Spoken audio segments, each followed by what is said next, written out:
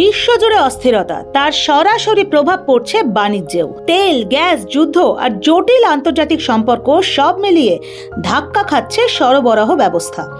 এই পরিস্থিতিতে সমাধান কি? কলকাতা সিস্টার নিবেদিতা ইউনিভার্সিটির বিমস্টেকের আলোচনায় একটাই বার্তা উঠে এলো: কাগজ নয়, ডিজিটালি ভবিষ্যৎ। বিশেষজ্ঞদের মতে পেপারলেস ট্রেড না হলে দ্রুত বাণিজ্য আর খরচ কমানো দুটোই কঠিন হবে।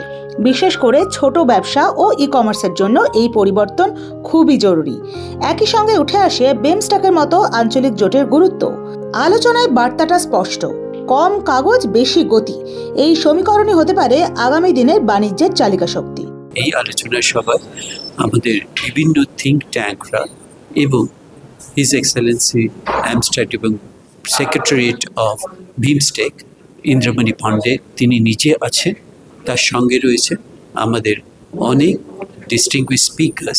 তারা কিছুজন হচ্ছেন গিয়ে ব্যুরোক্র্যাটস, কিছুজন অ্যাডমিনিস্ট্রেটর্স, কিছুজন হচ্ছেন গিয়ে শিক্ষক।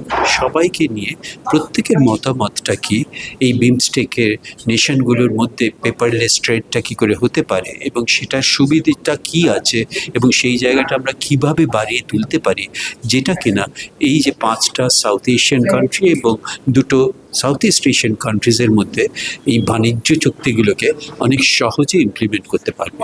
অর্থাৎ পেপারলেস ট্রেড, কাস্টম ক্লিয়ারেন্সের প্রবলেম, এই সবগুলো কমে গেলে শুধুমাত্র আমাদের বড় বড় ট্রেড যারা করেন তাদের নয়, এসএমইরও অনেকগুলো সাহায্য করবে। বিকশিত ভারত 2047-এর প্রেক্ষিতে আমরা এটাই দেখছি যে আমাদের এই যে ট্রেড, যে কান্ট্রিজগুলোর মধ্যে ট্রেডটাকে অলমোস্ট আমরা প্রথম যা শুরু হয়েছিল তার তুলনায় প্রায় 3 গুণ করে ফেলার আমরা এই Indian council of affairs, world affairs তারা চিন্তা ভাবনা করেছে। मैं तो काफ़ी खुश हूँ कि उन्होंने ये कॉन्फ्रेंस ऑर्गेनाइज की है, क्योंकि जो हमारी यूनिवर्सिटीज़ हैं, हमारे थिंक टैंक्स हैं, हमारे रिसर्च स्कॉलर्स हैं, उनकी एक बहुत बड़ी भूमिका होती है कि वो बिमस्टेक के बारे में लोगों को बताएं और लोगों का बिमस्टेक के बारे में क्या ख्याल है वो बताएं, और एक तरह से जो बिमस्टेक के अचीवमेंट्स हैं, इसका विजन है, गोल्स है,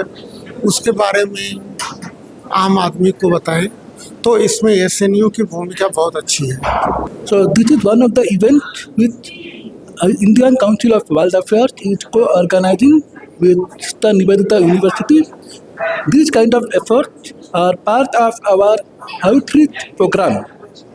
As part of this outreach program, we give logistical support in the form of financial support and knowledge support in the form of helping them to draft academic concept notes and technical input, to holding conferences and seminars on a wide range of foreign policy related topics, which would contribute towards increased awareness and promoting a healthy academic discussion among the university students, academia on current global development.